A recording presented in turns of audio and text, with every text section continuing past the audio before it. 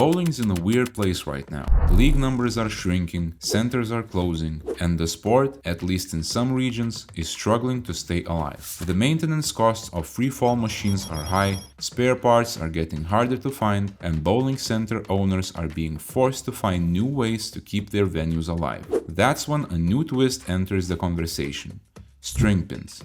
They are cheaper, easier to run, and recently certified for professional play. Some say they could save bowling, others think they could destroy it. So what's the truth?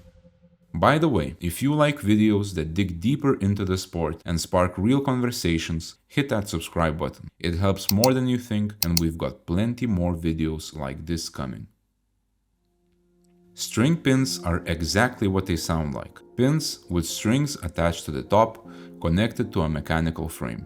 After each shot, instead of being swept away, the pins are pulled up by the strings and gently lowered back into place. This technology isn't brand new. It's been around for decades, mostly used in arcades or casual family centers. But now, string pin systems are starting to show up in full-size bowling centers, and the shift isn't approved by everyone, especially casual bowlers. But why do business owners want to change to string pins in the first place? The main reason is money. Traditional pin setters are complex, heavy, loud, and much more expensive to run, often costing upwards of $100,000 for 2 lanes, plus constant maintenance and trained technicians. String pin machines?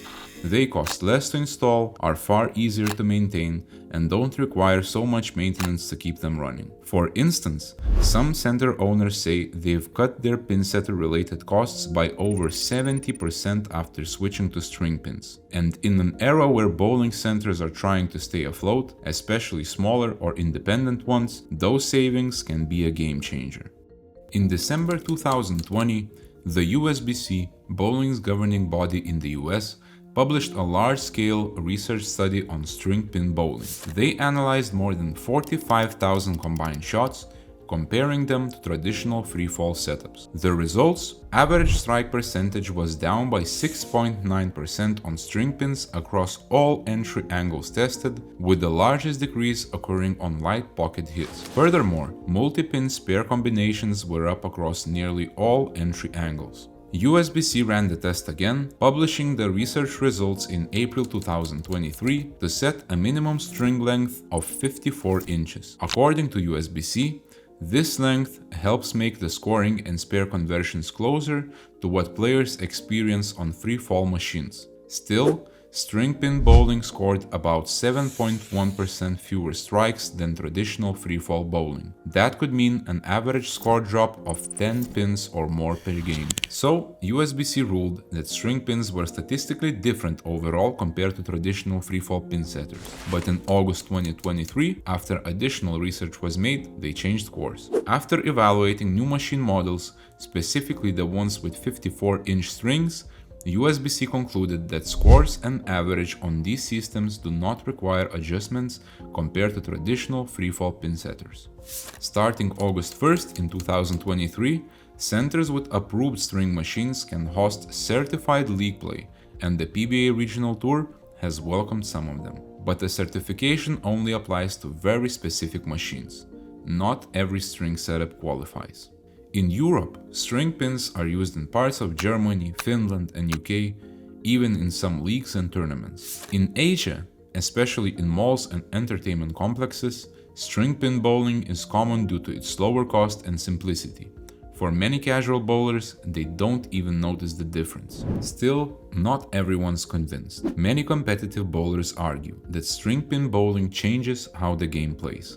Even with approved systems, the pin action feels different. Light hits don't carry the same. You don't see as many messengers flying around, and some odd spare leaves show up, like when a string wraps around a pin and pulls it down. But for most, the bigger issue isn't just scoring, it's consistency. If players train on free-fall lanes but compete on strings, or bounce between systems from one center to another, it creates uncertainty, and in a sport built on precision, that's a tough pill to swallow. So now the question is, are we splitting bowling into 2 parts, one for tradition and one for convenience? And if we are, which one survives?